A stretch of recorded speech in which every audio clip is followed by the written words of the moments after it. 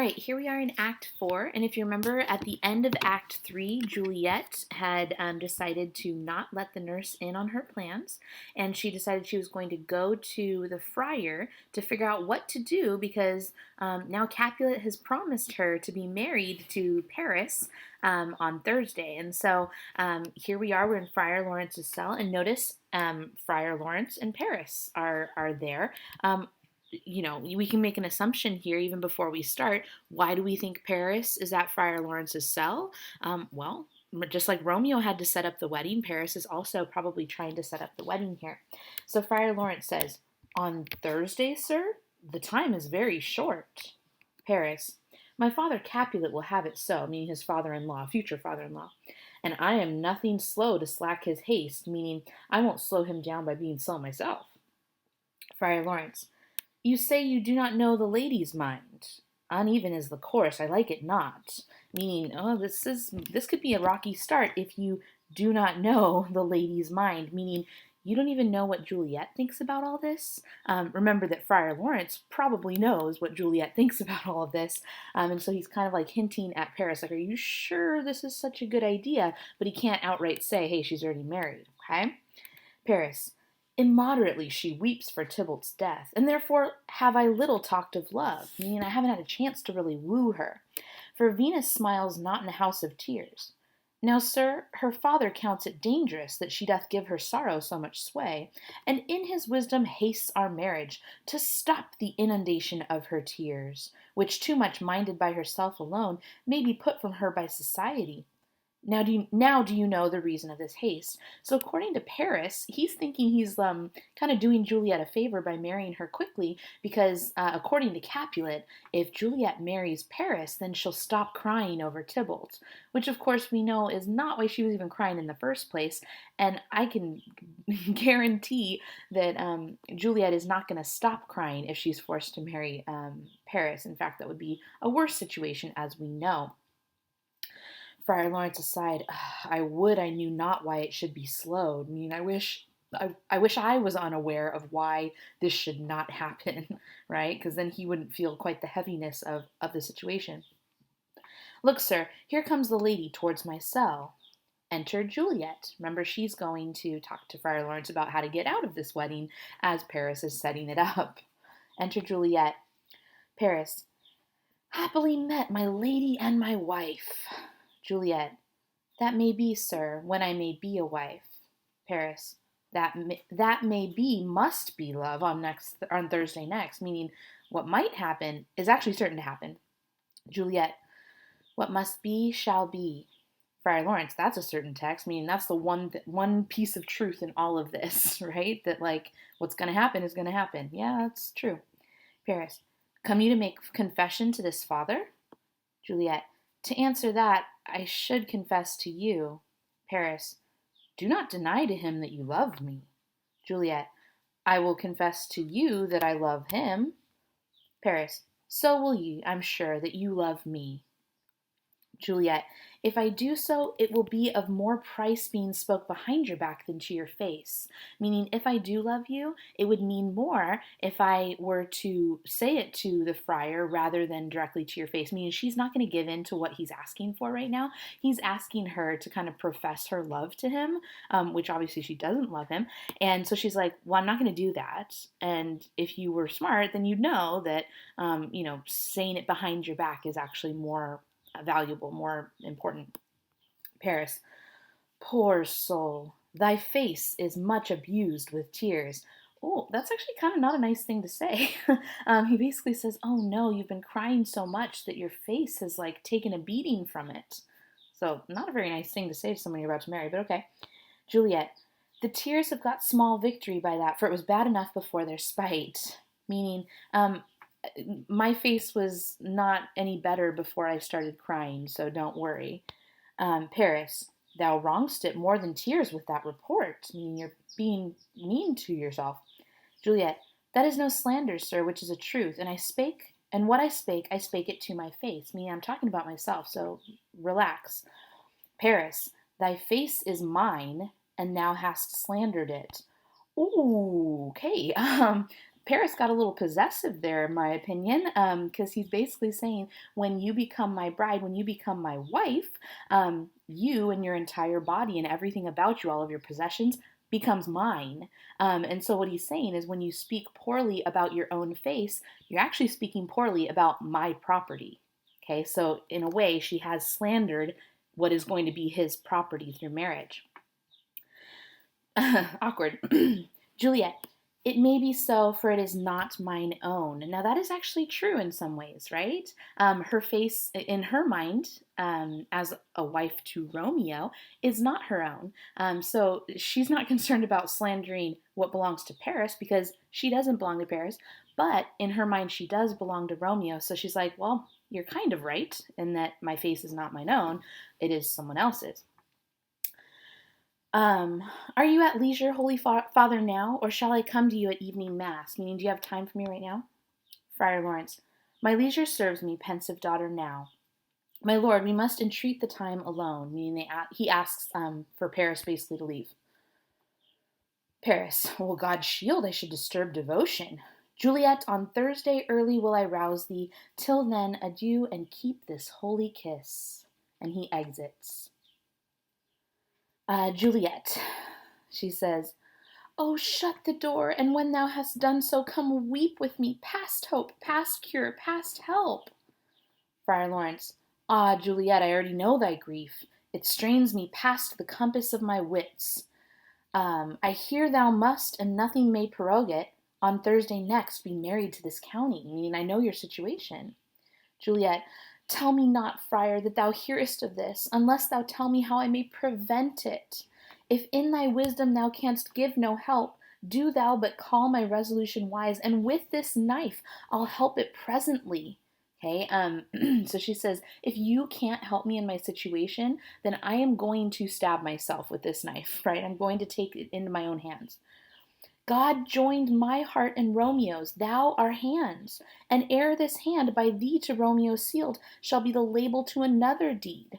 Meaning, friar, you already made me take a vow before heaven to Romeo, not made her, but allowed her to take a vow before heaven to Romeo, and she says, and this hand, the same hand, you, are now going to give the seal approval to another marriage contract? What is wrong with you? Or true my heart with treacherous revolts, turn to another, this shall slay them both. Therefore, out of thy long experienced time, give me some present counsel, or behold, twixt my extremes and me, this bloody knife shall play the umpire, arbitrating that which the commission of the years and art could to no issue of true honor bring. Be not so long to speak, I long to die. If what thou speakest, speak not of remedy. Okay, so she literally is like ready to kill herself if he does not help come up with a solution. Friar Lawrence, hold, daughter, I do spy a kind of hope which craves as desperate an execution, and that is desperate which we would prevent. If, rather than to marry County Paris, thou hast the strength of will to slay thyself, then it is likely thou wilt undertake a thing like death, to chide away the shame, that copest with death himself to escape it, and if thou darest, I'll give thee remedy. So the friar says, wait a minute.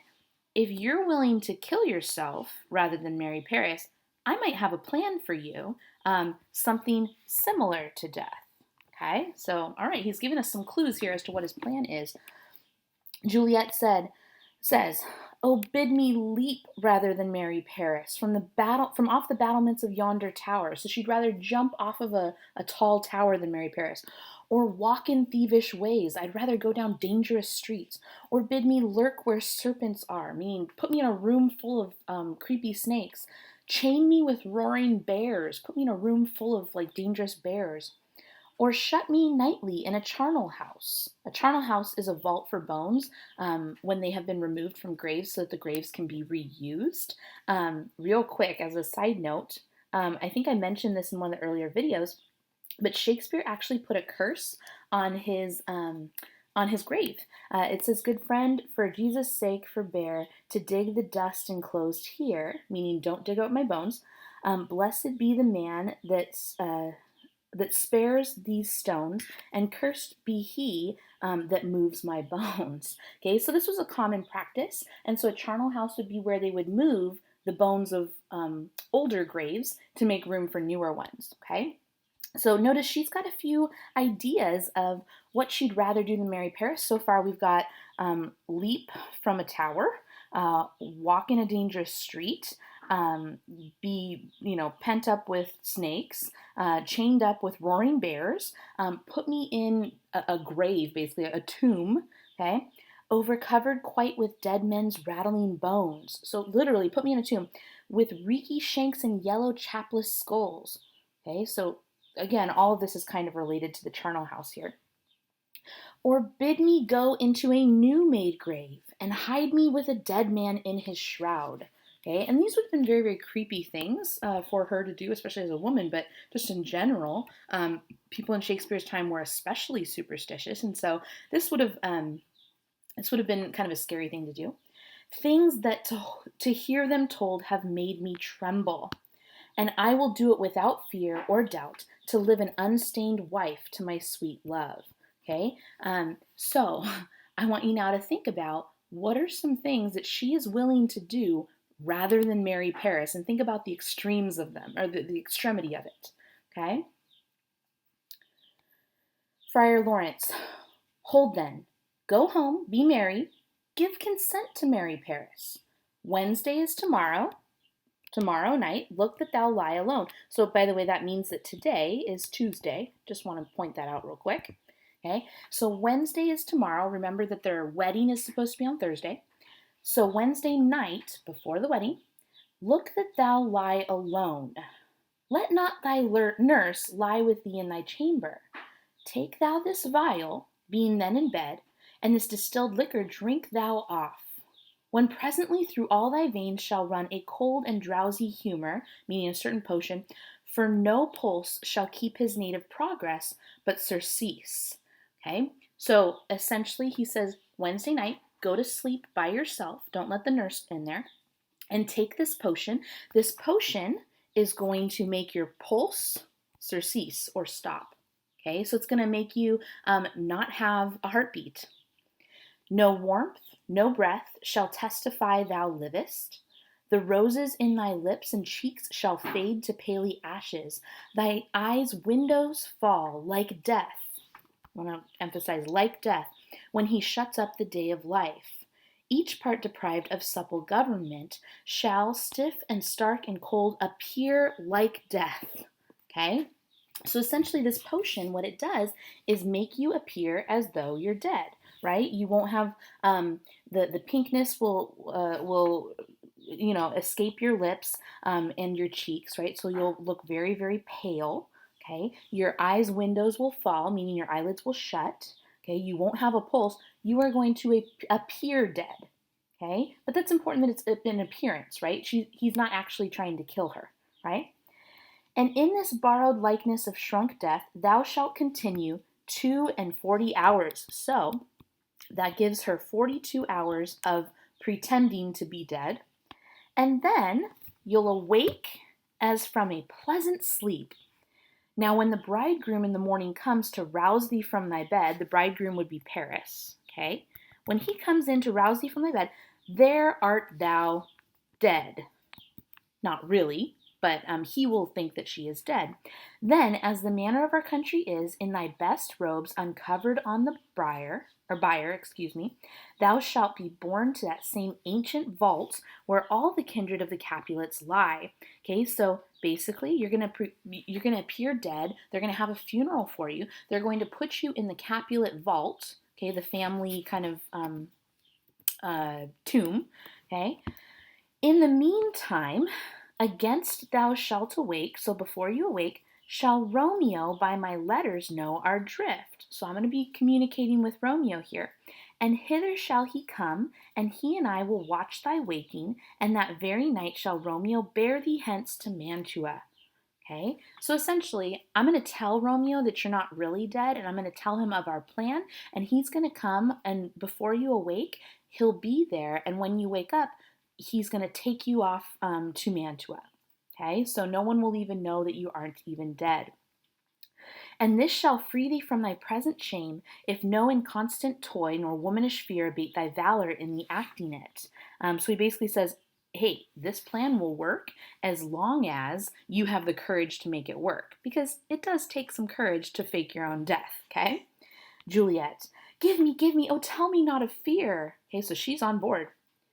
Friar Lawrence, hold, get you gone, be strong and prosperous in this resolve. I'll send a friar with speed to Mantua with my letters to thy lord, meaning to Romeo. Juliet, Lord, give me strength, and strength shall help afford. Farewell, dear father. Okay, so let's kind of review for just a second. Wednesday, we're on Tuesday right now, but Wednesday night, Juliet is supposed to take the potion, okay, and that's supposed to last 42 hours. So she's going to be knocked out for probably until Friday, okay. On Thursday, that's when she's supposed to be married to Paris. So if she is, quote unquote dead, on Thursday she won't actually have to marry Paris. So that's good. Then Friday, Juliet will wake up, and because the friar will send a letter to Romeo with details or instructions on what to do, she will wake up and Romeo will be there to take her away to Mantua. So, pretty good plan here, right? All right, that's the end of scene 1 of Act 4.